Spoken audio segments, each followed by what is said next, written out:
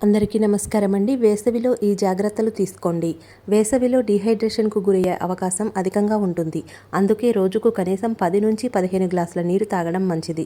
ఎండ తీవ్రతగా ఎక్కువగా ఉన్నప్పుడు అత్యవసరం అయితే తప్ప బయటికి వెళ్ళకపోవడమే మంచిది. బాలింతలు, చిన్నపిల్లలు, వృద్ధులు, గర్భిణీలు మధ్యాహ్నం వేళ బయటకు వెళ్ళొద్దు. అత్యవసరమై బయటకు వెళ్తే టోపీ ధరించి వెళ్ళాలి. మహిళలు స్కార్ఫ్స్ ధరించాలి. గొడుగులు తీసుకువెళ్ళాలి. కూలింగ్ కళ్లద్దాలు పెట్టుకోవాలి. ఎండ వేడికి చెమట రూపంలో శరీరంలోని లవణాలు బయటకు పోతాయి.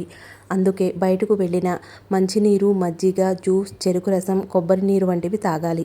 వేసవి కాలంలో నలుపు రంగు మందంగా ఉండే దుస్తులు ధరించడం మంచిది కాదు. లేత రంగులో వదులుగా ఉండే దుస్తులను ధరించాలి. శరీరాన్ని డీహైడ్రేట్ చేసే ఆల్కహాల్, టీ, కాఫీలు, కూల్ డ్రింక్స్ తాగకూడదు.